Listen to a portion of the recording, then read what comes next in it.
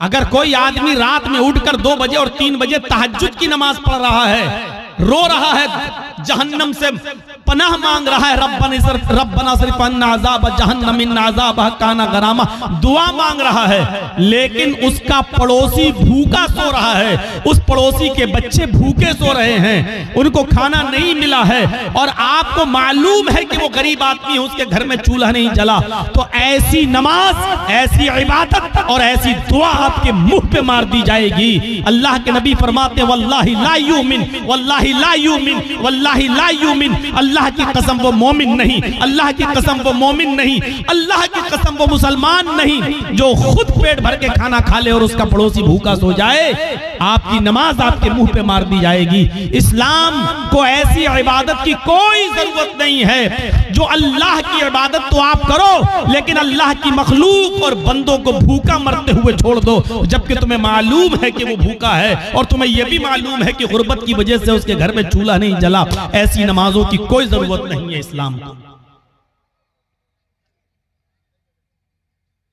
अल मुस्लिमु मन सलिमल मुस्लिमून मिन लिसानिही व यदिही। मुस्लिम शरीफ की हदीस के अल्फाज पर गौर करो कि वो मुसलमान हो ही नहीं सकता जिसकी जबान से और जिसके हाथ से दूसरे को तकलीफ पहुंचती हो।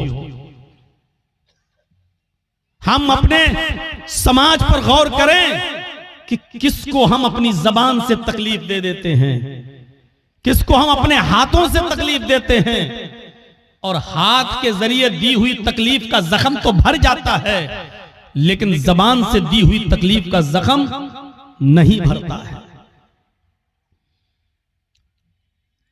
याद आता है रह रह करके उसने, अच्छा ये वही आदमी है जिसने रह रहे हमारे साथ, अच्छा हमको ये बोला था, हमको ये बोला था, इसलिए जबान का लफ्ज पहले इस्तेमाल किया। मिन लिसानिही व यदिही, वो मुसलमान ही नहीं जिसकी जबान से और जिसके हाथ से दूसरे को तकलीफ पहुंचती हो। कुरान कहता है या अय्युहल्लज़ीना आमनु दुखुलू फिस्सिल्मि काफ़ा, ऐ ईमानो वालो तुम इस्लाम के अंदर पूरे के पूरे दाखिल हो जाओ। आज मैं आपको यही बताना चाहता हूं आज की तकरीर के अंदर, आज के खिताब के अंदर, कि इस्लाम के अंदर कंप्लीट दाखिल होना क्या है। आप मस्जिद में गए और नमाज अदा कर ली, हो गए मुसलमान। आपके ऊपर, आपके पास 5 लाख रुपया है और उस 5 लाख रुपए पर 1 साल गुजर चुकी है। आप हिसाब जोड़िए और हिसाब ऐसे जोड़िए कि जो सबसे कमतर निसाब का दर्जा है वो आपके पास पूरा हो रहा है कि नहीं हो रहा है, और सबसे कमतर निसाब का दर्जा यह है कि 52.5 तोला चांदी कितने रुपए में आ रही है। और अगर 500 रुपए तोले के हिसाब से अगर हम चांदी को जोड़ लेते हैं तो आप जोड़ लीजिए कि 52.5 तोले चांदी कितने रुपए में आ रही है। अगर इतना पैसा आपके पास है और उसको 1 साल गुजर चुकी है तो आप मेरे भाइयों ज़कात आप देंगे और आपसे 40वां हिस्सा उसका लिया जाएगा, यानी 40 रुपए में 1 रुपया, 100 रुपए में 2.5 रुपए के हिसाब से, और बहुत आराम से 1 लाख रुपए में मेरे भाइयों 52.5 तोले चांदी आज के इस दौर में आ जाएगी। अगर किसी के पास 1 लाख 1.5 लाख रुपया है और उसको 1 साल गुजर चुकी है तो आपके ऊपर ज़कात फर्ज हो जाती है। गौर करो कि ये इस्लाम कितना बड़ा समाजवादी धर्म है जो आपको कह रहा कि आपको 2.5% आपको गरीबों को देना पड़ेगा, मिस्कीनों को देना पड़ेगा, फकीर को देना पड़ेगा। फकीर अल्लज़ी ला माल लहू, फकीर उसको कहते हैं कि जिसके पास कोई माल ही ना हो, कुछ भी नहीं है उसके पास, आप उसको दीजिए। और मिस्कीन उसको कहते हैं कि जिसके पास माल तो है और वो कमाने का जरिया भी है, लेकिन उसके पास इतना माल नहीं है कि वो अपना और अपने बीवी बच्चों का पूरा खर्चा, और उसके इतनी कमाई नहीं होती है कि जिसमें उसका और उसकी बीवी का खर्चा पूरा और बच्चों का खर्चा चल सके। तो ऐसे आदमी को भी आपको अपनी ज़कात में से देना पड़ेगा। फकीर और मिस्कीन की तारीफ आप सुन लीजिए। फकीर की तारीफ क्या है? अल्लज़ी ला माल लहू, जिसके पास माल ही ना हो। आप ज़कात उसको देंगे, और ज़कात उसको देंगे जो मिस्कीन हो। मिस्कीन उसको कहते हैं कि जिसके पास माल तो है, कमाने का जरिया भी है, उसके पास रिक्शा वगैरह भी है, कोई कमाने का जरिया भी है, लेकिन इतना नहीं है, इतनी कमाई और इतनी इनकम उससे नहीं होती है कि वो अपना और अपने बीवी बच्चों का पेट पाल सके और उनकी पढ़ाई लिखाई का इंतजाम कर सके। तो ये आदमी भी आपकी ज़कात का मुस्तहिक है, और आप इसको ज़कात देंगे। और जब तक ज़कात नहीं देंगे, आपकी नमाज आपके मुंह पे मार दी जाएगी, क्योंकि आप अल्लाह का हक तो अदा कर रहे हैं, लेकिन बंदों का हक अदा नहीं कर रहे हैं। आप नमाज पढ़कर अल्लाह का हक अदा कर रहे हैं, लेकिन उसने तुम्हें जो माल दिया है, उस माल में से आप गरीब को नहीं दे रहे हैं। हर मुसलमान गौर करे और सुन लीजिए। अगर आपके पास 5 लाख रुपए है तो 2.5 लाख के हिसाब से जोड़ लीजिए। 12,500 रुपए आपके ऊपर ज़कात फर्ज हो गई। अब आप निकल रही है, और ज़कात में आप माल ही देंगे। ये उलमा बैठे हैं, इनसे पूछ लीजिए, ज़कात में आप माल देंगे? आप ऐसा नहीं कर सकते हैं कि ज़कात का 10,000 रुपए का गल्ला लेकर आप गरीबों को बांट दें, 10,000 रुपए का गेहूं और चावल और कपड़ा लेके आप गरीबों को बांट दें। ये आपकी ज़कात अदा नहीं होगी। ज़कात में आप माल ही देंगे, क्योंकि अब आप उसको मालिक बनाएंगे अपने माल का, और फिर वो अपनी जरूरत के मुताबिक खर्च करेगा। आप उसको गेहूं दे रहे हैं, लेकिन उसको जरूरत है मेरे भाई अपने बेटे के इलाज के लिए। ये आप तय नहीं करेंगे कि आप गल्ला दें, चावल दें, गेहूं दें, क्या दें, ये वो तय करेगा। आप उसको पैसा दीजिए, आप उसको रकम दीजिए, ये वो तय करेगा कि उसको अपने पैसे को किस चीज में और किस ज़मीन में खर्च करना है, ये वो तय करेगा। ज़कात किसी इंसान को अपने माल का मालिक बनाने का नाम है। आप अपना पैसा किसी गरीब को देकर उसको मालिक बना दीजिए, वो अपने हिसाब से उसको खर्च करेगा। अब आप कहेंगे मौलाना साहब, अगर उसको चावल और गेहूं ना दें, वो शराब पी जाए, तो ये उसका ईमान जाने, ये उसका दिल जाने, वो आप अपने कर्ज से और फर्ज से आप अदा हो जाएंगे। अगर वो ऐसा करता है तो आपको तो सवाब मिलेगा, लेकिन वो गुनाहगार होगा। और आपको अगर गेहूं और कपड़ा, चावल ये सब देना है, तो ज़कात के अलावा मजीद आप सदका और खैरात जब करें तो उसमें से आप दीजिए, कोई नहीं रोकता है आपको, लेकिन ज़कात में आप उसको माल ही देंगे। तो मेरे प्यारे साथियों, इस्लाम के अंदर हमें पूरे के पूरे दाखिल हो जाएं, यही इस्लाम है। या इसी को अल्लाह तबारक व तआला ने फरमाया, या अय्युहल्लज़ीना आमनु दुखुलू फिस्सिल्मि काफ़ा, ऐ ईमानो वालो तुम इस्लाम के अंदर पूरे के पूरे दाखिल हो जाओ। ये इस्लाम नहीं है हम दूसरों को तकलीफ दें, हम दूसरों को परेशान करें, हम दूसरों के लिए मुसीबत बन जाएं। जानते हो तज़किरतुल हुफ़ाज़ में अल्लामा शमशुद्दीन ज़हबी रहमतुल्लाह अलैह ने एक वाक़या नकल किया है। जरा उस वाक़े की तरफ हम आपकी रहनुमाई करते हैं तो आपको पता चलेगा कि वाक़या क्या। 2 सहाबा की दुकानें एक साथ थी, 2 सहाबियों की दुकानें एक ही साथ थी। होता है इधर भी चाय की दुकान, इधर भी चाय की दुकान, होता है इधर भी मोबाइल की दुकान, आपके पड़ोस में भी मोबाइल की दुकान, कंपटीशन चल रहा है। मेरे भाइयों, 2 सहाबी की दुकान और दोनों कपड़े की दुकान। और आओ मैं आपको बताऊं कि सच्चा मुसलमान कौन है। मुसलमान अपने आप को कह देना एक अलग बात है, लेकिन अपने आप को सच्चा मुसलमान बनाना ये बहुत बड़ी बात है। और आज हम आपको सच्चे आप मुसलमान तो हैं, लेकिन गौर करें कि सच्चे मुसलमान हैं या नहीं। आप मुसलमान के दावेदार तो हैं, लेकिन ये गौर करो कि हम सच्चे मुसलमान हैं या नहीं। 2 सहाबी की दुकान और दोनों कपड़े की दुकान। एक कस्टमर आया और एक सहाबी की दुकान पर पहुंच जाता है और उनसे कपड़ा खरीदता है, कपड़ा बेच दिया जाता है। उस जमाने में मोल भाव नहीं होता था, इतने का उतना दे दिया, क्योंकि इतना मांगा ही नहीं जाता था कि आदमी जरूरत से ज्यादा मांगे और फिर वो मोल भाव हो। और आज भी ये इंडियन पाकिस्तानी लोग जो सऊदी अरब में अंदर जो आज पहुंच गए, इन लोगों ने माहौल खराब करके रख दिया है वहां पर। वरना सऊदी अरब के अंदर भी मोल भाव नहीं हुआ करता था, जितना मांगा उतना दे दिया गया, क्योंकि वो ना ज्यादा डिमांड करते थे और ना ज्यादा पैसे। ये यहाँ के और पाकिस्तानी, बांग्लादेशी और इन लोगों ने जाकर वहां पर अपना इंडिया और पाकिस्तान वाला एशिया का फार्मूला इस्तेमाल किया कि ज्यादा मांगो कम होते होते फिर हम इतने पे आ जाएंगे।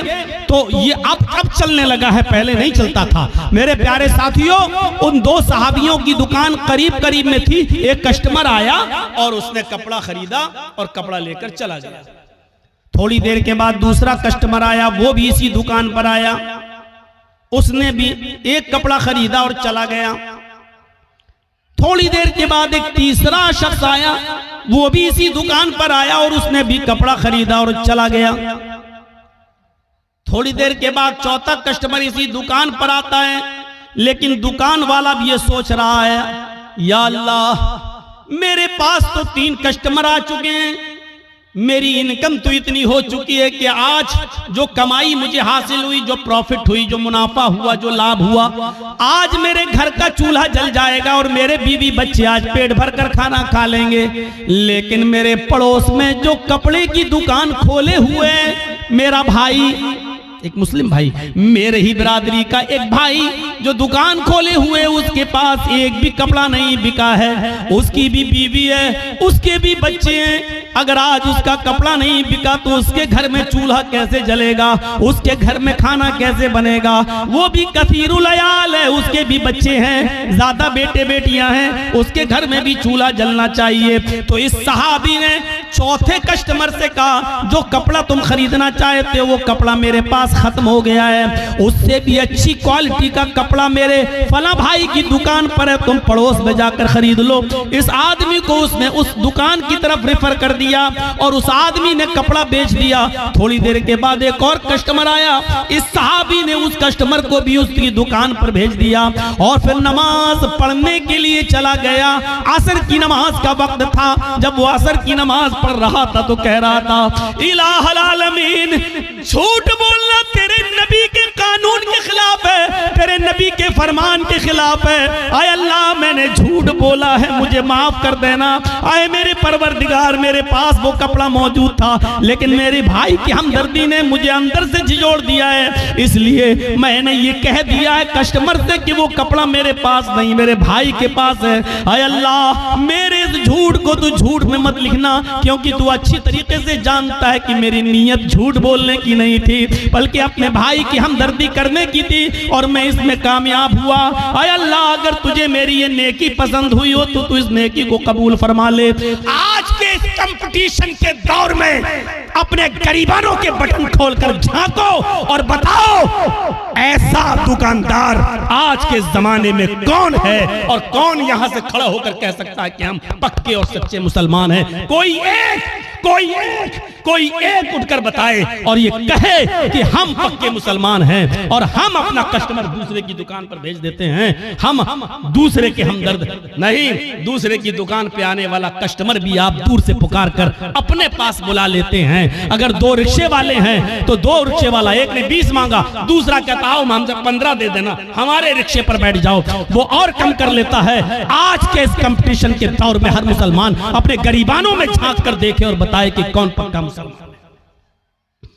नाम तो है मोहम्मद जर्जीस, नाम तो है मोहम्मद अजहर, नाम तो है नसीम अहमद, नाम तो है मोहम्मद अकरम, नाम है, और नाम रखने से कोई आदमी मुसलमान नहीं हो जाता। अगर नाम से ही कोई आदमी मुसलमान होता तो अल्लाह की कसम अब्दुल्ला इब्ने उबय इब्ने सलूल जन्नत में जाता। मेरे भाइयों, अगर नाम से ही कोई आदमी मुसलमान होता तो जाने कितने लोग ऐसे हैं कि जिनके नाम इस्लामी थे और वो नबी अकरम के मुखालिफ थे और अल्लाह के रसूल ने उनको जहन्नम में जाने की बशारत दी है। मेरे प्यारे साथियों, नाम रख लेने से कुछ नहीं होता और नाम के हो जाने से कुछ नहीं होता। हर आदमी गौर करके देखे कि वो कितना पक्का मुसलमान है।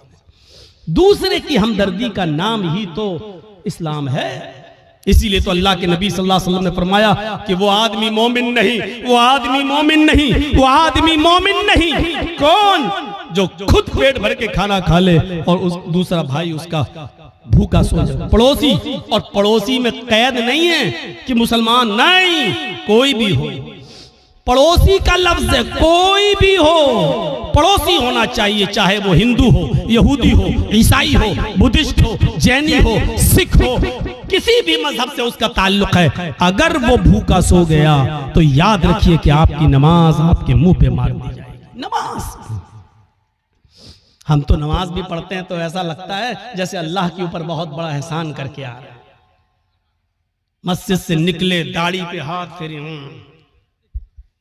निकल, अस्सलाम वालेकुम, वालेकुम अस्सलाम, लग रहा है जैसे अल्लाह पर बहुत बड़ा एहसान करके आया है, अल्लाह पर बहुत बड़ा एहसान करके। और कुछ तो ऐसे हैं, हमसे कहे जर्जी साहब, जब से हमने नमाजें पढ़ना शुरू की तब से और रोजी रोटी में तंगी हो गई, पता नहीं चल रहा क्या है। इससे तो हम पहले जो नमाज नहीं पढ़ते थे, उसने ये नहीं कहा कि हम पढ़ना नहीं चाहते, उसने कहा मुझे वजह बताओ मौलाना साहब। मैं इनकार नहीं कर रहा हूं, मैं कहता हूं नमाज पढ़ना चाहिए, लेकिन जब से मैंने नमाज पढ़ना शुरू की तब से मेरे ऊपर और परेशानियां आना शुरू हो गई। मैं क्या करूं मौलाना साहब, आप बताइए। नमाज नहीं पढ़ता था तो खूब मिलती थी। हमने कहा आजमाइश किसका नाम है, इम्तिहान किसका नाम है? अल्लाह ताला ने कहा कि हम हर मुसलमान को आजमाएंगे, आजमाइश उसकी करेंगे। ये आजमाइश, ये इम्तिहान किस चीज का नाम है? और सोच कितनी बदल गई, सोच कितनी बदल गई। आज हम नमाज पढ़ रहे हैं और अगर रोजी रोटी में कमी हो जाए तो हम क्या कहते हैं? रोजी रोटी में कमी आ जाए तो हम क्या कहते हैं? यार जब से नमाज पढ़ रहा हूं हमारी रोजी रोटी तंग हो गई है, हमें बरकत नहीं हो रही है। और अल्लाह के नबी के जमाने में एक सहाबी इस्लाम लाए, एक शख्स इस्लाम लाया, सहाबी बन गया, और जब सहाबी बना तो नमाज शुरू कर दी, और जब नमाज शुरू की तो वो बकरियों का एक रेवड़ उनके पास हो गया, उसके बाद ऊंटों का रेवड़ हो गया, उसके बाद उनके पास लंबी चौड़ी रकम तैयार हो गई, बहुत अमीर आदमी हो गए। वो नमाज पढ़ रहे हैं और दौलत उनके पास आ रही है, भेड़ें, बकरियां, ऊंट, मालिक। वो आए अल्लाह के नबी के पास और कहने लगे कि अल्लाह के रसूल मैं बड़ा कंफ्यूज हूं। जब मैं इस्लाम नहीं लाया था तो मैं बहुत गरीब था, और जब मैं इस्लाम लाया और नमाज पढ़ने लगा, जब से मैंने नमाजें पढ़ना शुरू की मेरे पास बकरियां आना शुरू हुई, भेड़ें आना शुरू हुई, ऊंट आना शुरू हुए, घोड़े आना शुरू हुए, खच्चर आना शुरू हुए, मेरे पास दौलत रुकने का नाम नहीं लेती है। अल्लाह के नबी ने फरमाया ठीक है, तुम्हारी इबादत की बरकत है, अल्लाह तुम्हें नवाज रहा है। उसने कहा नहीं, आए अल्लाह के नबी मैं ये सोच रहा हूँ, आए अल्लाह के रसूल मैं ये सोच रहा हूँ, कहीं अल्लाह मेरी इबादतों का सिला, अल्लाह मेरी नमाज का सिला, अल्लाह मेरी नमाज का बदला और नमाज का इनाम इसी दुनिया में तो मुझे नहीं दे रहा है, और आखिरत में कहीं हमें महरूम तो नहीं कर देगा। ऐसा तो नहीं कि दुनिया में मुझे सब कुछ मिल जाए और अल्लाह ताला आखिरत में हमें हमारी इबादतों का कोई सिला न दे।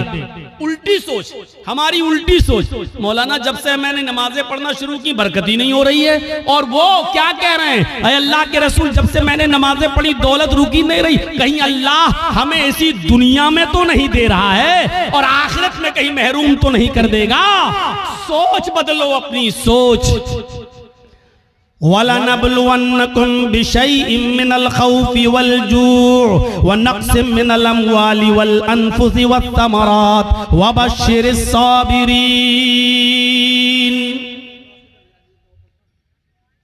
अल्लाह कहता हम तुम्हें आजमाएंगे।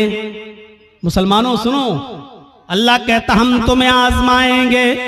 वलनब्लुवन्नकुम बिशैइन मिनल खौफ, हम तुम्हें आजमाएंगे खौफ डालकर, ऐसे हालात पैदा कर देंगे कि तुम डरोगे। जैसे आज पूरे हिंदुस्तान के ही नहीं पूरी दुनिया के हालात पर आप नजर डालिए आप, और किसी एक जगह पर भी आप देख लीजिए कि मुसलमान जहां रहता है उस मुसलमान को कहीं अमन, कहीं शांति, कहीं सुकून उसको नजर आ रहा है?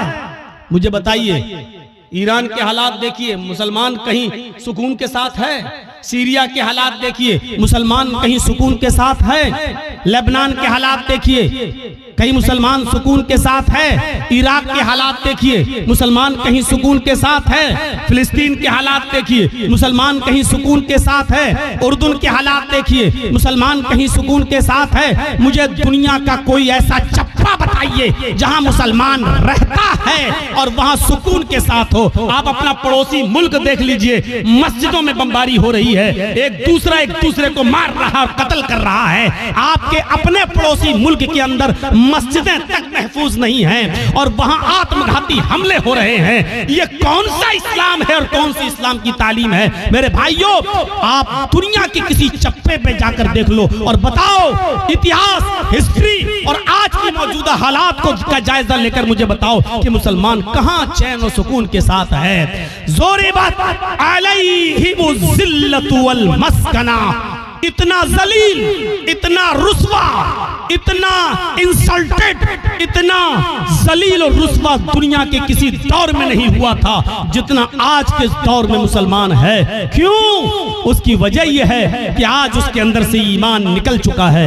वला तहिनु वला तहज़नु व अंतुमुल अलौना इन कुंतुम मोमिनीन। अल्लाह ने तो हुकूमत और सल्तनत देने का वादा, इज्जत और सरदारी देने का वादा उस शर्त पे किया था कि अगर तुम्हारे अंदर ईमान होगा तो हम तुम्हें इज्जत देंगे, हम तुम्हें बुलंदी देंगे, हम तुम्हें बाइज्जत बनाएंगे। मेरे प्यारे साथियों, आज हम जितना जलील हैं उसकी वजह यह है कि आज हमारे अंदर उतना ही कम ईमान कमजोर है। आज उतना ही ईमान कमजोर है आज हमारे अंदर। अभी कोई कह दे किसी का चेहरा देखकर, और मैंने ये दूसरों को तो छोड़ो, मैंने अपनों को देखा है। अपनों से मुराद समझ रहे हैं शेर शाह बिरादरी को, और भी खुल के कह दूं अहले हदीसों को। बस ऐसे ही, अरे बाप, तुम्हारा चेहरे पे देखो बहुत मायूस परेशान नजर आते हो। देखिए धूल में लाठी मार रहे हैं, हकीकत में हमें कुछ नहीं मालूम। मुझे लगता है कि जरूर तुम्हारा कोई रिश्तेदार तुम्हारे साथ गड़बड़ कर रहा है, जादू टोना का असर लग रहा है तुम्हारे ऊपर। उसके बाद वो बस आपके पीछे हाथ धोकर नहीं, नहा धोकर पड़ जाएगा। है मौलाना साहब, आपको कैसे मालूम? बिल्कुल सही बात है मौलाना साहब, जितना पैसा आता है बचता ही नहीं है। हम कमाते बहुत हैं, एक दिन में 10,000 रुपए कमाते हैं, लेकिन घर आते आते हमारा कभी बेटा बीमार, कभी बीवी बीमार, कभी ये बीमार, कभी वो बीमार, एकदम चला जाता है। मौलाना बरकत नहीं हो रही है। आपने सही पहचाना है। अब मौलाना साहब को मौका मिल गया बकरा हलाल करने का। अब सही है, ये आदमी बस मेरे जाल में फंस गया। एक आदमी तो बाकायदा ऐसा मिला, कहने लगा कि बहुत अच्छी बात आपने कही है, इसका इलाज तो हो जाएगा लेकिन खर्चा बहुत पड़ेगा। उस बेचारे मजबूर आदमी ने कहा कि कितना खर्चा लगेगा मौलाना साहब? कि बहुत ज्यादा नहीं, बस दुनिया में 1,24,000 नबी आए, हर नबी के नाम पर 1 रुपया दे दो, तुम्हारी मुसीबत हल हो जाएगी। अब सोचो कि हर नबी के नाम पर 1 रुपया देगा तो 1,24,000, यानी मौलवी साहब की डिमांड ये है कि 1,24,000 रुपया हमको दे दो, तुम्हारी मुसीबत दूर हो जाएगी। और इसको कम आंकने का अंदाज देखो, हर नबी के नाम पर 1 रुपया। अरे एक नबी के नाम पर 1 ही रुपया तो मांग रहे हैं। इससे पूछो कि ईमान तो तेरा मोहम्मदुर रसूलुल्लाह पर है, इकरार है कि अल्लाह ने और भी नबी भेजे हैं, ईमान तो मोहम्मद रसूलुल्लाह पर है। और इस बात पर भी ईमान है कि अगर वो सारे के सारे नबी के दौर में, किसी भी पैगंबर के दौर में अगर मोहम्मद रसूलुल्लाह आ जाते तो उस नबी को भी मोहम्मद पर ईमान लाना पड़ता, उस रसूल को भी मोहम्मद रसूलुल्लाह पर ईमान लाना पड़ता। जब उस रसूल की रिसालत मोहम्मद रसूलुल्लाह के आ जाने के बाद कल आदम है, मनसूख है, तो फिर उसके नाम पर तू पैसा कैसे मांग सकता है? उसके नाम पर तू रुपया कैसे मांग सकता है? उसके नाम पर तू पैसा की डिमांड कैसे कर सकता है? ये कोई सवाल अगर कर देगा तो कह देंगे वहाबी हो तुम, हट तुम यहां से। ये इतनी अकल तो वहाबियों के पास होती, तुम्हारे पास कहां से आ गई? मेरे साथियों, अल्लाह ने कहा या अय्युहल्लज़ीना वलनबलुवन्नकुम बिशैइन मिनल खौफ, हम खौफ डालकर भी तुम्हें आजमाएंगे। ये खौफ नहीं है तो और क्या है? आज के हालात पर जरा नजर डालिए, खौफ डालकर भी हम तुम्हें आजमाएंगे। वलजू, ऐसे हालात पैदा कर देंगे कि तुम भूखे रहने पर मजबूर हो जाओगे। कारोबार फेल, सुबह खा लिया तो शाम को भूखे, शाम को खा लिया तो सुबह भूखे, भूख से तुम तड़पने लगोगे। हम तुम्हें भूखा रखकर भी आजमाएंगे। व नक्स मिनल अम्वाल, तुम्हारे मालों में नुकसान करके भी हम तुम्हें आजमाएंगे। वल अनफुस, तुम्हारी जानें लेकर भी हम तुम्हें आजमाएंगे। देखिए कैसी कैटेगरी बयान की अल्लाह ने। खौफ डालकर भी आजमाएंगे, भूखा मारकर, भूखा रखकर भी आजमाएंगे, तुम्हारे मालों में नुकसान पहुंचाकर भी तुम्हें आजमाएंगे, तुम्हारी जानें लेकर भी आजमाएंगे। वस्समरात, तुम्हारे फल फ्रूट, खेतियां बाड़ियां, खेत और सब्जियां बर्बाद करके भी हम तुम्हें आजमाएंगे। यानी तुम्हारे खेतों में नुकसान करके, जिसकी तुम पैदावार करते हो, मकई, चावल, धान, भुट्टा, जिन चीजों को तुम जमीन में उगाते हो, जमीन से पैदा करते हो, फल फ्रूट सब्जी की शक्ल में, अनाज की शक्ल में, हम इसको भी बर्बाद करके हम तुम्हें आजमाएंगे। इन तमाम शक्लों में हम तुम्हारा एग्जाम लेंगे, हम तुम्हारा इम्तहान लेंगे। वबशिर साबिरीन, ऐ मोहम्मद सल्लल्लाहु अलैहि वसल्लम, मेरे जो बंदे इन तमाम चीजों में सब्र कर लें और अल्लाह के अलावा किसी और का दामन न थामें, अल्लाह के अलावा किसी और का दामन न पकड़ें। अल्लाह कहता है वबशिर साबिरीन, ऐसे लोगों को जन्नत की बशारत दे दो, ऐसे लोगों को जन्नत की खुशखबरी सुना दो। इन लोगों के लिए जन्नत है। हम मुसलमान बने फिर रहे हैं, खौफ बर्दाश्त नहीं कर सकते हैं, मालों में नुकसान हो जाए तो अल्लाह को दोष देने लगते, मैंने क्या बिगाड़ा है। काफिरों को मिले हुरो कसूर और मुसलमान को फकत वादे होर। दुनिया में सारी नेमतें बेनमाजियों, बेरोजगारों के पास मौजूद हैं और हमें कुछ नहीं मिल रहा है, हम इबादत कर रहे हैं तो और ज्यादा परेशानी। आप अल्लाह से शिकायतें करने लगते हैं। मेरे भाइयों, ये सबसे बड़ी जिहालत है हमारी, ये सबसे बड़ी जिहालत है हमारी। हमें पक्का और सच्चा मुसलमान बनना है। हमें यह देखना है कि हम अल्लाह की इबादत के साथ साथ उसकी मखलूक का कितना हक अदा कर रहे हैं। अरे तुम तो इंसानों की बात करते हो और जर्जीस तुम तो पड़ोसियों की बात करते हो। इस्लाम तो ये कहता है कि किसी भी कबूतर को, किसी भी मुर्गी को, किसी भी जानवर को बांध कर उस पर निशाना न लगाओ। कितने लोग ऐसे हैं जो जानवरों पर निशाना लगाते हैं, कितने लोग ऐसे हैं मुस्तकबिल करीब के अंदर, माजी करीब के अंदर ऐसे बहुत से लोगों को तो मैंने अपनी आंखों से देखा है जो जानवरों को लड़ाया करते थे।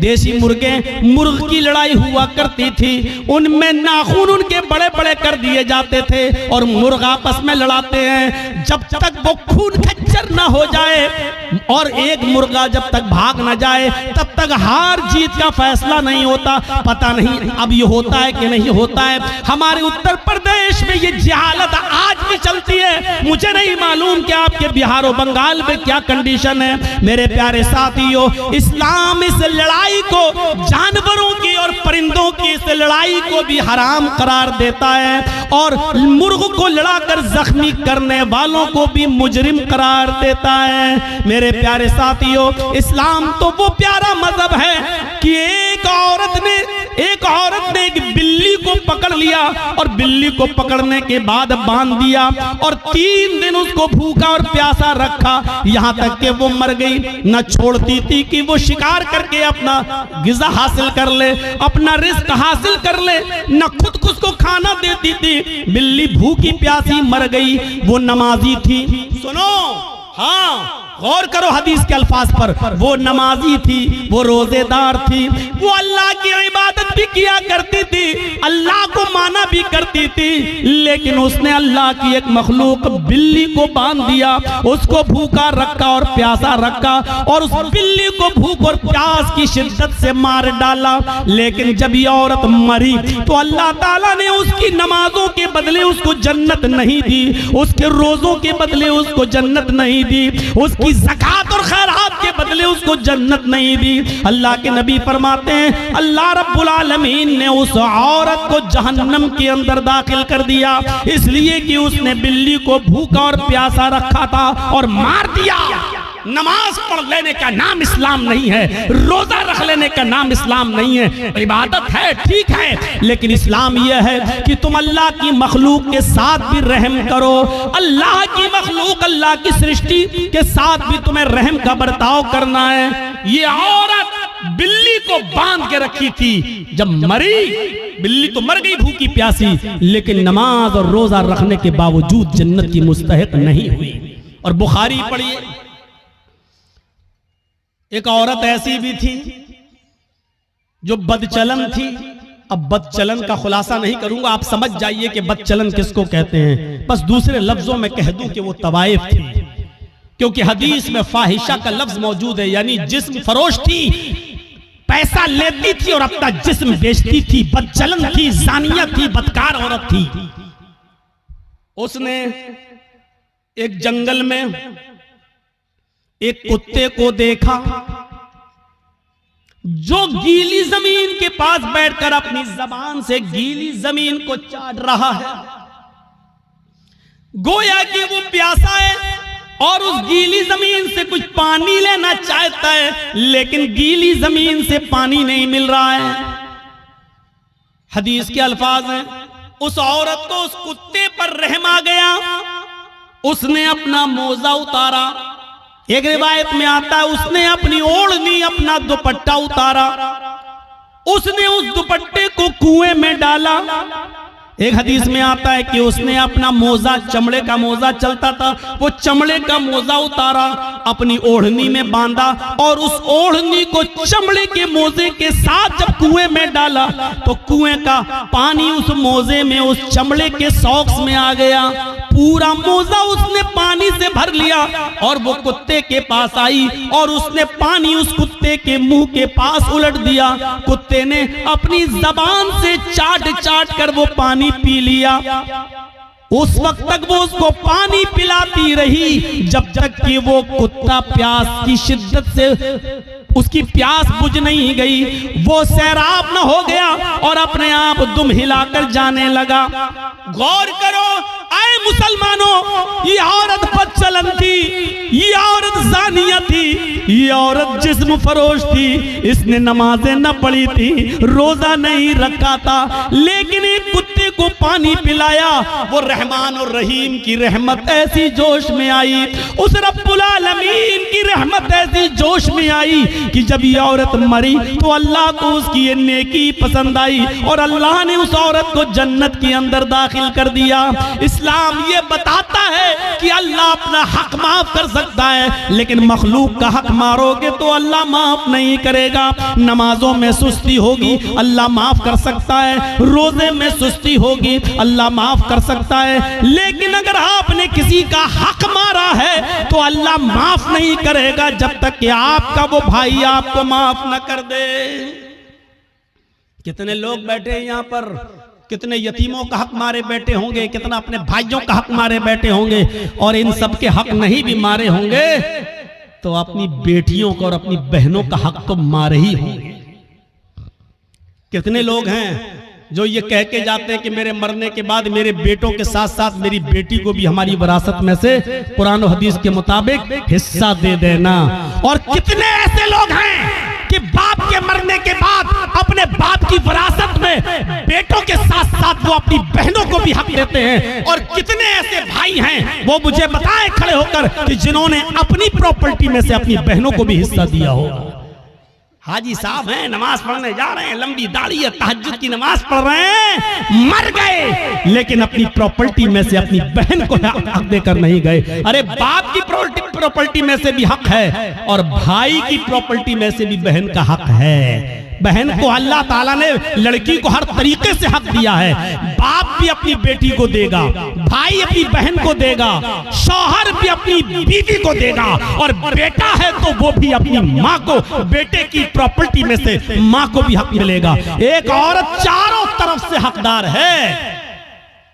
समझ रहे? जैसे मेरी एक बहन है, वो मेरे बाप की विरासत से भी हिस्सा पाएगी, और जर्जीस को जो हिस्सा मिला है या जो हमने कमाया है और खरीदा है, प्रॉपर्टी बनाई है, जर्जीस की प्रॉपर्टी में से भी वो हकदार होगी। और वो जिस शौहर के साथ रहती है उस शौहर की प्रॉपर्टी में से भी उसको मिलेगा। और उसका जो बेटा है, बेटा अगर जमींदार है और जायदाद का मालिक है या किसी हिस्से का हकदार है, तो उसमें से भी उसकी माँ यानी मेरी बहन उसमें से भी हिस्सा पाएगी। गौर करो, इस्लाम ने औरत को इतनी बुलंदियों से नवाजा है। ये मीडिया के लोग जो उछालते हैं और भागते फिरते हैं और कहते हैं कि इस्लाम ने जुल्म किया है, जुल्म किया है, जुल्म, ये जुल्म नहीं है। मुझे बताओ कि बाप की भी विरासत में से, बेटे की भी विरासत में से, भाई की भी विरासत में से और शौहर की भी विरासत में से ऐसा कौन सा मजहब है और ऐसा कौन सा संप्रदाय है जो अपने बहन, बेटी, बीवी को हक देता हो? मेरे भाइयों, ये इस्लाम है जिसने औरत को इतनी इज्जतों से नवाजा है।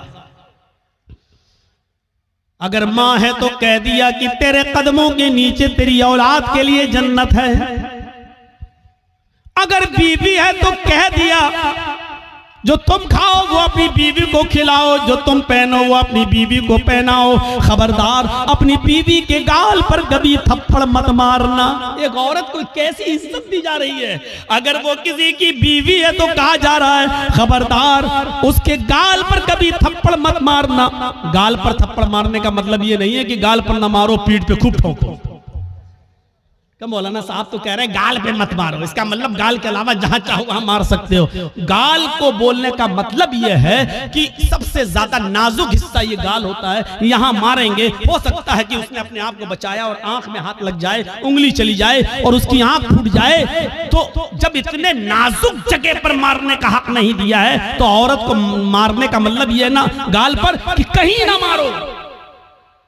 किसी कंडीशन में दिया है इजाजत, हम उस तरफ अभी नहीं जाना चाहते हैं। परमिशन दी है किसी कंडीशन में, लेकिन उसमें भी इतने एहतियात के साथ कि तुम हल्की फुल्की मार सकते हो। वो भी तब जब आपकी बीवी आपके मना करने के बावजूद और पंचायत का फैसला मानने के बावजूद भी आपके अलावा किसी दूसरे मर्द को अपने बिस्तर पे बुलाती है और उसके साथ रंग रलियां मनाती है और समझाने के बावजूद भी नहीं मानती है, तो अब एक आखिरी रास्ता यह है कि उसको हल्की फुल्की मार सकते हो, लेकिन उस वक्त भी गाल पर नहीं, और इतनी भी नहीं कि पीठ पर लकड़ी और डंडों के निशान बन जाएं, इतना भी नहीं। और जब आपकी इस मार से भी वो रास्ते पे ना आए तब आप तलाक के बारे में सोचें, और उसमें भी मोहलत दी कि डायरेक्ट 3 तलाक मत दो, तलाक तलाक तलाक, डायरेक्ट उसको बंदूक की 3 गोली उसके ऊपर मत धमक दो कि बेचारी की जान ही चली जाए। उस कंडीशन में भी बताया कि उसको 1 तलाक दो जब वो हालत तोहर में हो,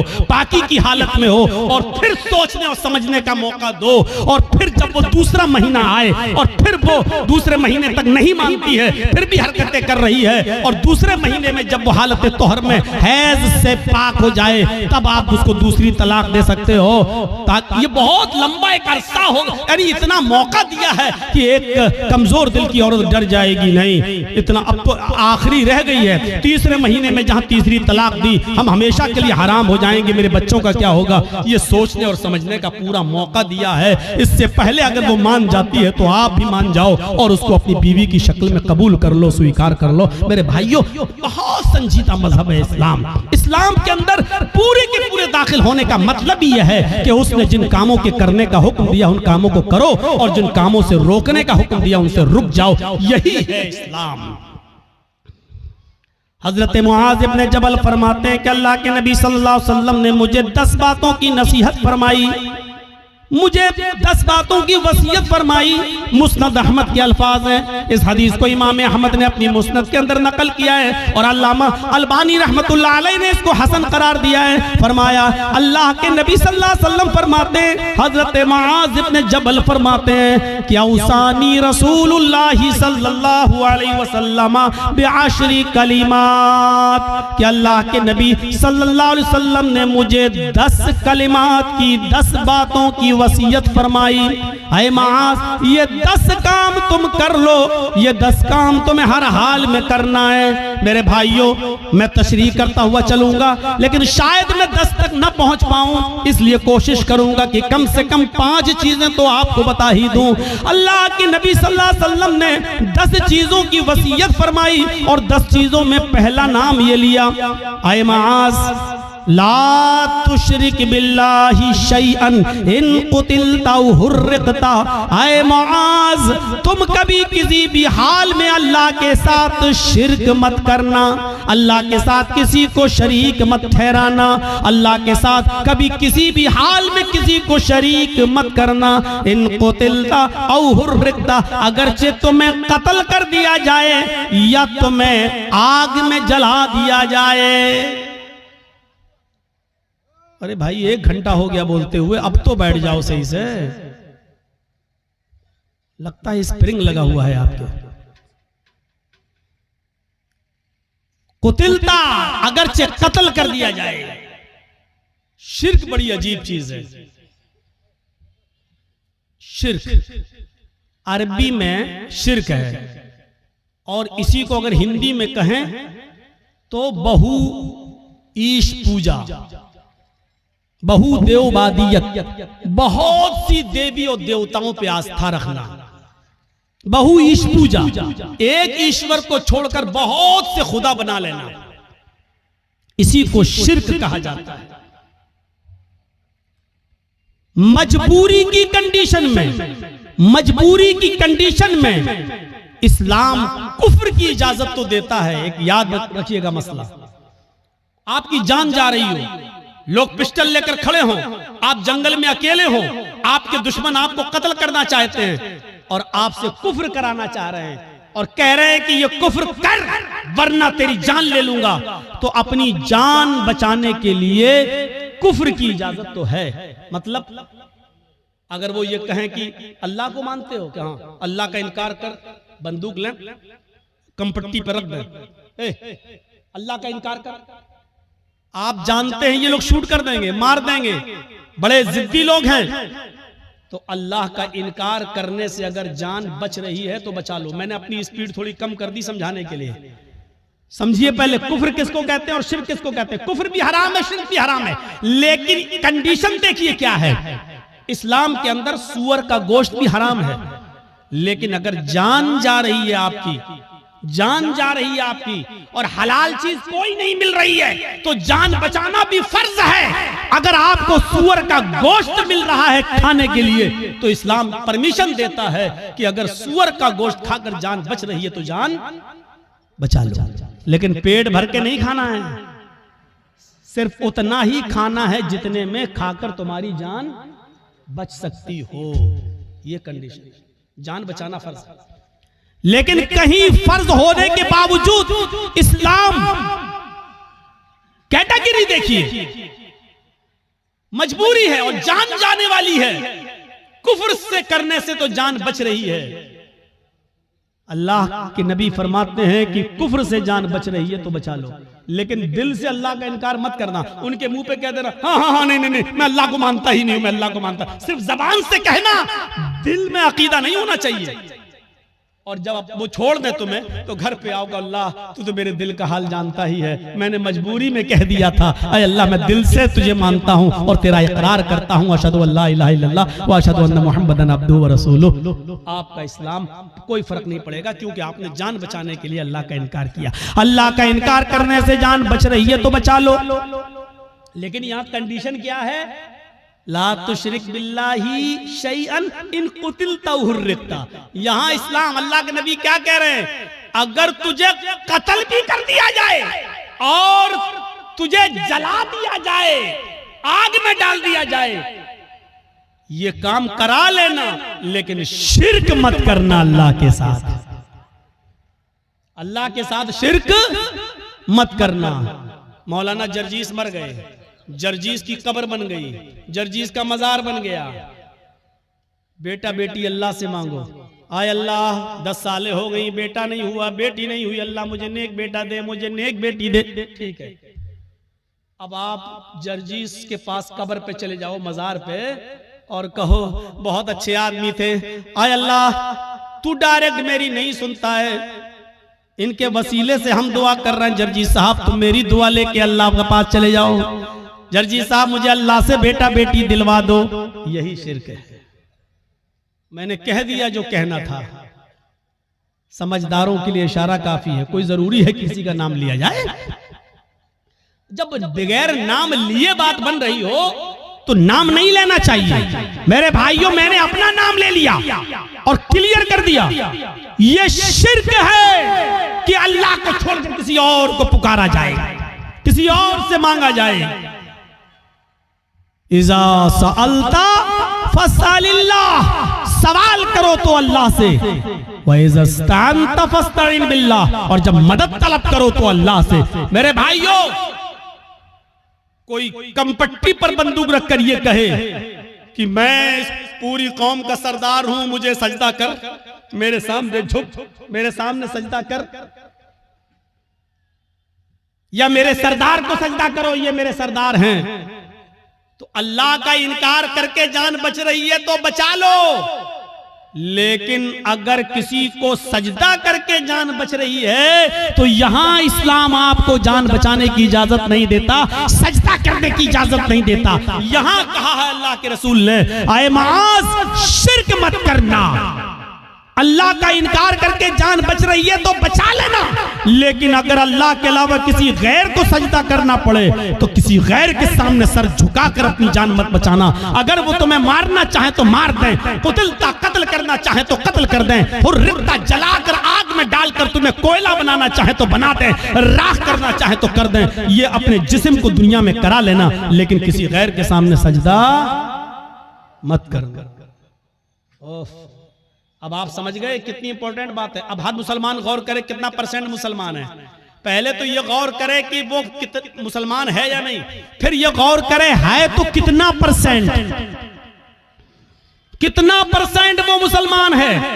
मुझे तो नहीं लगता कि कोई आदमी 10% भी कह सके कि मैं 10% भी मुसलमान हूं। आगे आने वाले वाकयात अभी हम चल रहे हैं आपकी तरफ। मेरे भाइयों, अकल भी नहीं मानती इस बात को।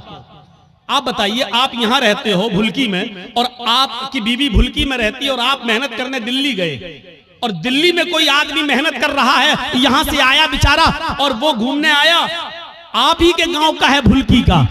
अब आपने दिल्ली में एक साड़ी खरीदी 5000 की, 10,000 रुपए की खूबसूरत साड़ी खरीदी, और खूबसूरत साड़ी उसके हाथ में देकर कहा कि भाई तुम तो भुलकी जा रहे हो ना, उत्तर दिनाजपुर मेरे गांव में जा रहे हो ना, ऐसा करो कि ये साड़ी मेरी बीवी को दे देना। शौहर ने मेहनत की, मजदूरी की, अच्छा कमाया, और उसके बाद एक साड़ी खरीद कर अपने दोस्त को दी और कहा कि मेरे गांव में जाना और मेरी बीवी को दे देना। दोस्त घर पे आया, दरवाजे को दस्तक दी, बीवी ने दरवाजा खोला, आइए बैठिए, क्या हुआ? आपके हस्बैंड ने आपके लिए साड़ी भेजी है। उसने साड़ी दी, ओह इतनी खूबसूरत साड़ी, आइए आइए बैठिए, चाय पी के जाइए। उसने दरवाजे खोले। अब हकीकत क्या है? उस औरत को तारीफ किसकी करना चाहिए, शौहर की या साड़ी देने वाले की? आपकी अकल भी कहेगी यार जिसने साड़ी भेजी है उसकी तारीफ, कितने अच्छे हैं मेरे शौहर, देखो इतनी दूर से भी मुझसे कितना प्यार करते हैं और मुझे कितना मानते हैं, मेरा ख्याल रखते हैं, साड़ी भेजी। अब वो औरत बजाय शौहर के तारीफ करने के अपने दिल के सारे दरवाजे इस साड़ी लाने वाले के लिए खोल दे। एक्सक्यूज मी, आइए चाय पी लीजिए, आप कितने अच्छे हैं, आप हमारे लिए साड़ी लेके आए हैं, चलिए कहीं डेट पे चलते हैं, चलिए कहीं घूमने चलते हैं। उसी की तारीफ के पुल बांधने लगे। और शौहर को अगर पता चल जाए दिल्ली में बैठे हुए आज के इस कंप्यूटराइज्ड दौर के अंदर कि कमबख्त साड़ी मैंने भेजी और बेगैरत दिल दे बैठी साड़ी देने वाले को, वहीं से मोबाइल करेगा, फोन की घंटी बजेगी, बीवी उठाएगी, कुछ सुनेगा नहीं, कहेगा तलाक तलाक तलाक। कम बखत, साड़ी मैं भेजू तारीफ दूसरे की कर रही है, साड़ी मैं भेजू घूम रही दूसरे के साथ।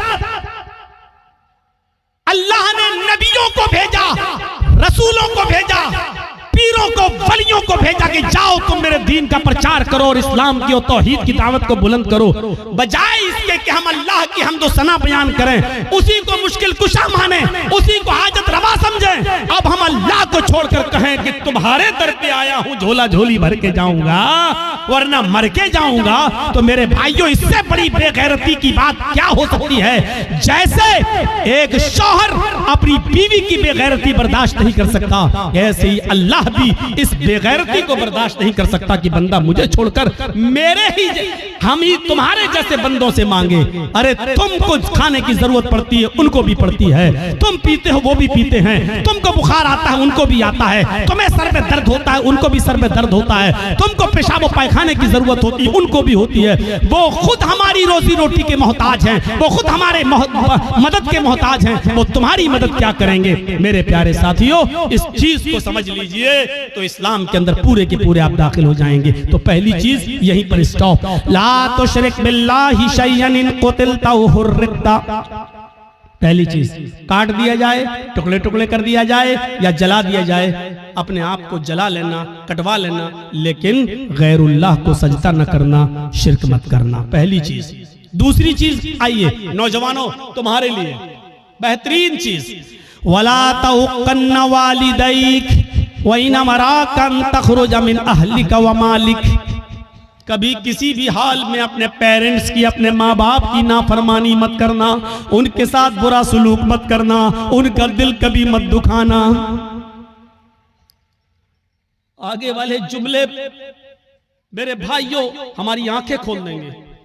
वही नमराका अन तखरुज मिन अहलिका व मालिक, अगर जे तुम्हें तुम्हारे वालिदैन, तुम्हें तुम्हारे माँ और बाप दोनों तुम्हारे घर से, अपने घर से नहीं, वो तो घर है ही, तुमने मेहनत करके जो घर कमाया है और बनाई है बिल्डिंग, और तुमने जो शादी की है, अगर वो तुम्हें हुक्म दें कि तुम अपने घर से निकल जाओ, तो अपने बाप का हुक्म मानते हुए तुम्हें अपना घर छोड़ना पड़ेगा।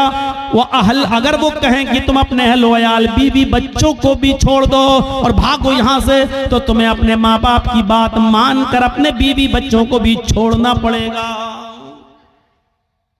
ये एक अलग मसला है कि अगर बाप गलती पर हो और बेटे की गलती ना हो। मैं अभी इस तरफ नहीं जाना चाह रहा हूं, मैं सिर्फ ये बताना चाहता हूं कि माँ बाप का मकाम कितना बड़ा है और वालिदैन की अहमियत कितनी बड़ी है। अल्लाह के नबी कह रहे हैं घर तुम्हारा, तुमने मेहनत करके कमाया बनाया, ठीक, लेकिन अगर तुम्हारे बाप कहे जर्जीस जाओ यहां से हटो, जर्जीस को अपनी कमाई वाला घर छोड़ना पड़ेगा बाप का हुक्म मानते हुए। ये तुम्हारी बीवी बड़ी नाफरमान है, अल्लाह की नाशुक्री है, छोड़ो इसको, चलो, हमें छोड़ना पड़ेगा। और इसकी एक मिसाल मैं आपको देना चाहता हूं, जरा सुनिएगा। हजरत इब्राहिम अलैहिस्सलातु वस्सलाम अपने बेटे इस्माईल अलैहिस्सलातु वस्सलाम से मुल्क शाम में मिलने के लिए गए। दरवाजे को दस्तक दी, उनकी बीवी ने दरवाजा खोला। जरा सुनिएगा, बड़ा दिलचस्प वाकया है, मैंने आहिस्ता स्पीड कम कर दी है ताकि आपको समझाऊं। इब्राहिम अलैहिस्सलाम अपने बेटे से मिलने गए, दरवाजे को दस्तक दी, बहू ने, बेटे की बीवी ने दरवाजा खोला, और जैसे ही दरवाजा खोला तो क्या देखिए, सामने एक बूढ़ा आदमी खड़ा है। अस्सलाम वालेकुम, का वालेकुम अस्सलाम। कहा मुझे इस्माईल से मिलना है।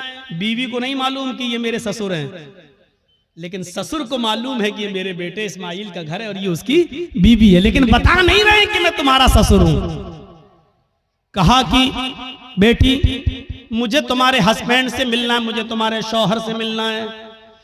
कहा कि वो तो जंगल में शिकार करने गए हैं, घर में खाने पीने को कुछ नहीं था, इसलिए वो जंगल में चले गए, शिकार करके लाएंगे, शाम को गोश्त आएगा तब हांडी पकेगी। अच्छा, ऐसे हालात हैं तुम्हारे घर के?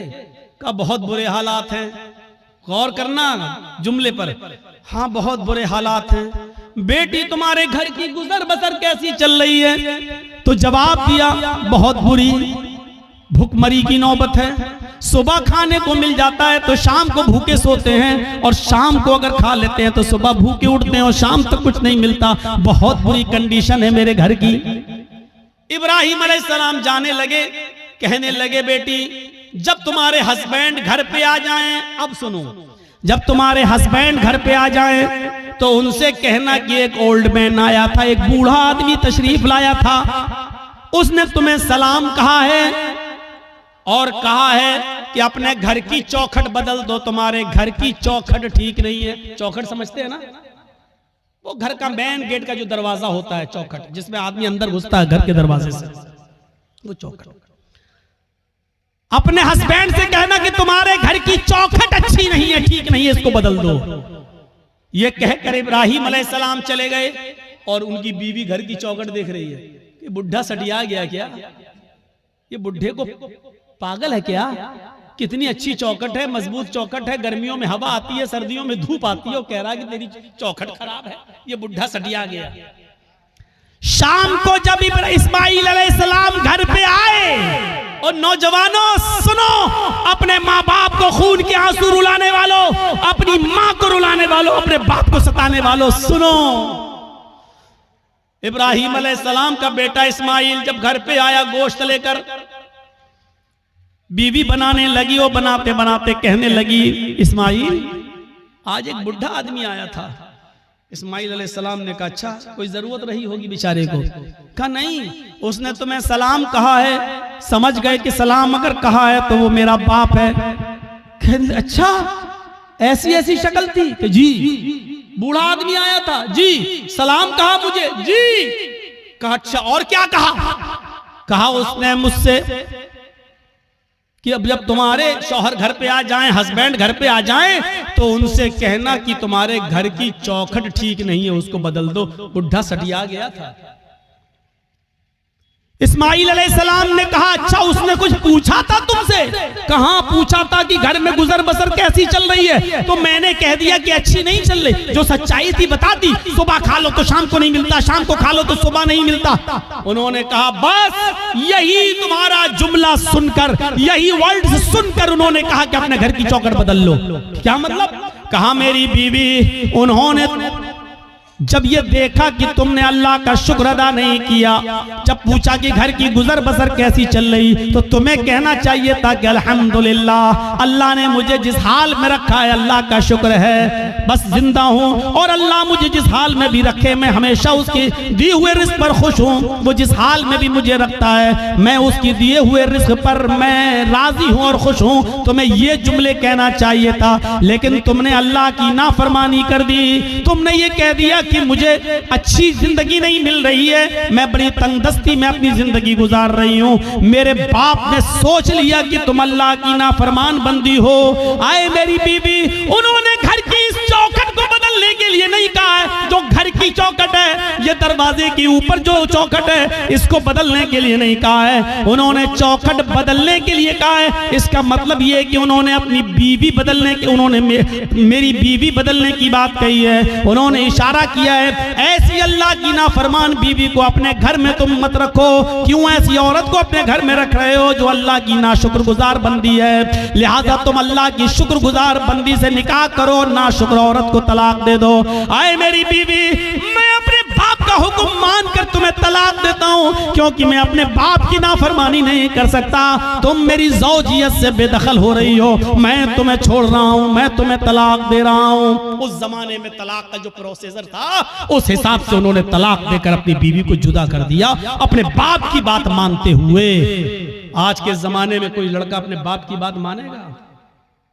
अरे बाप की बात तो छोड़ो, शादी के 2-4 महीने के बाद वो ऐसा बीवी का गुलाम होता है कि फिर अपनी अम्मा से कहता है चुप चुप चुप, तू नहीं समझेगी। कोई बात हो रही है, कहता है तू नहीं समझ, तू बीच में क्यों बोलती है, तू नहीं समझेगी।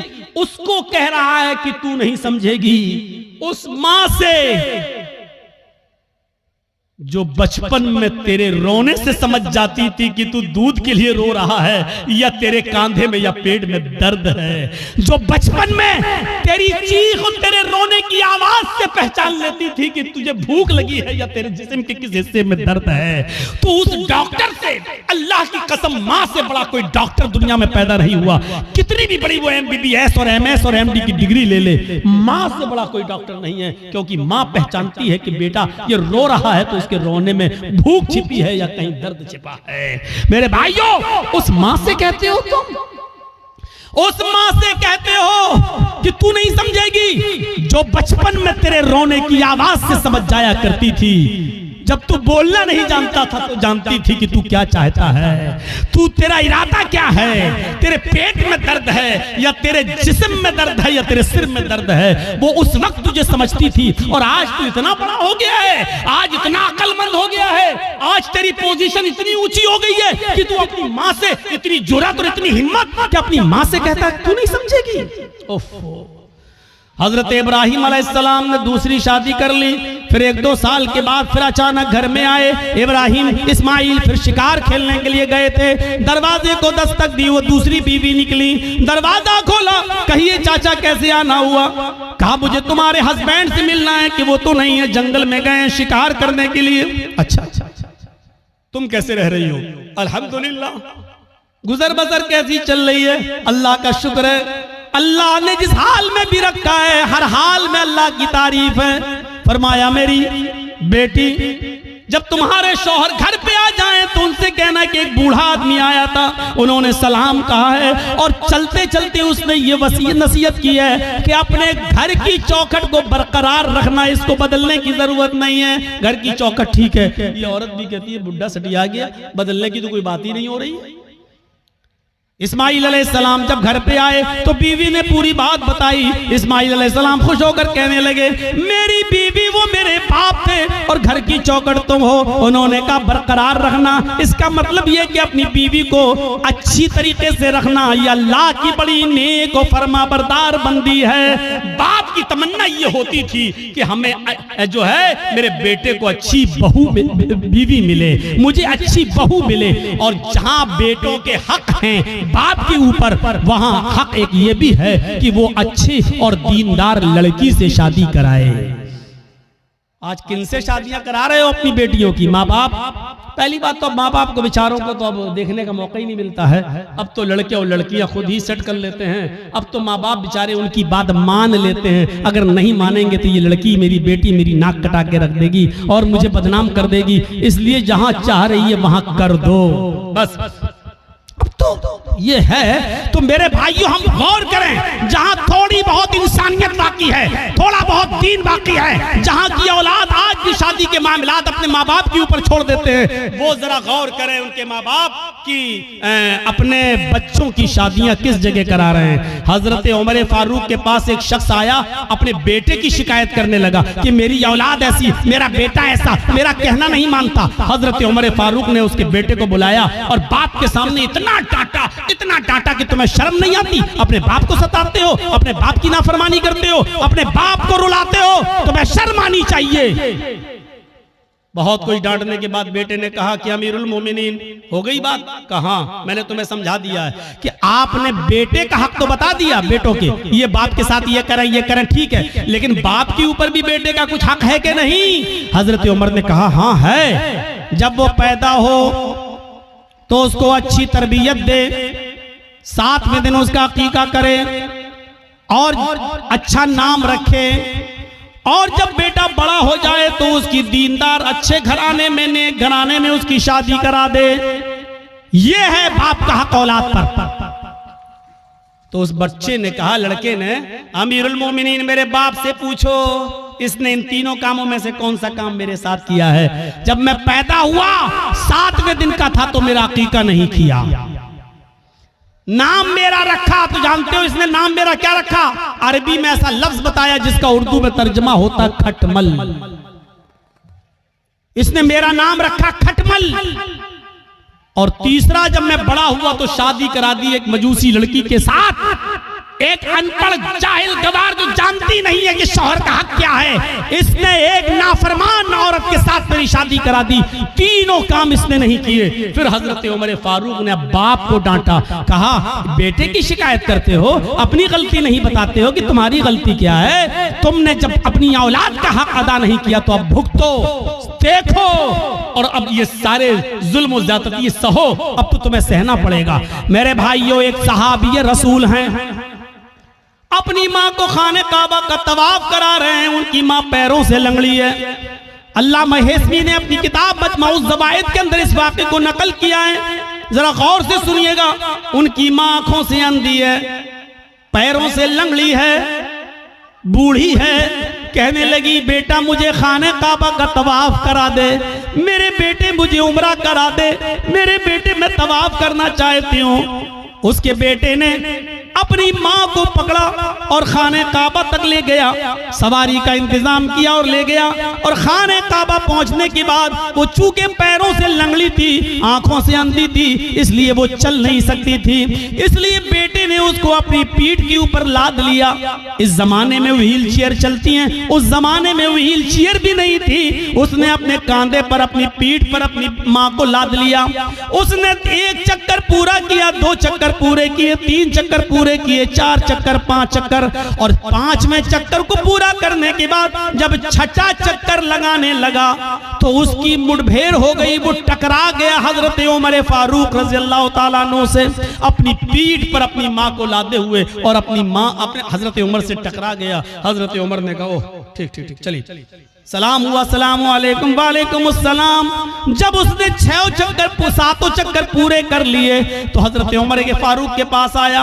हजरत उमर ने कहा माशाअल्लाह, अपनी माँ की बड़ी खिदमत कर रहे हो तुम, इस बूढ़ी माँ को तुमने तवाफ कराया अपनी पीठ पर लाद कर। ये हंसते हुए कहने लगा अमीरुल मोमिनीन, मेरी माँ आंखों से अंधी है, इसलिए बर्तन मैं खुद धुल देता हूँ। मेरी बीवी नहीं है, मेरी माँ इसी कपड़ों में लैट्रिनो पेशाब कर लेती है, इसलिए कि वो लंगड़ी है, वो चल नहीं पाती है, और जब मैं घर पे नहीं होता हूँ तो इसी में वो गंदगी कर लेती है। अमीरुल मोमिनीन, मैं अपनी माँ का पेशाब और पैखाना भी साफ करता हूँ, अपने माँ के कपड़े भी धुलता हूँ, और आज मेरी माँ ने कहा कि मुझे तवाफ करा दे तो मैं उसको यहाँ तक ले आया, और मैंने अपनी पीठ पर लाद कर अपनी माँ को तवाफ भी करा दिया।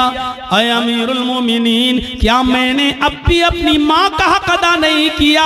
क्या मेरी जिम्मेदारी पूरी हो गई? क्या मैंने अपनी माँ का हक अदा किया या नहीं? हजरत उमर फारूक की आंखों में आंसू आ गए और रोते हुए कहने लगे चलो यार, जाओ अपने घर और अल्लाह की इबादत में अपनी जिंदगी गुजारो।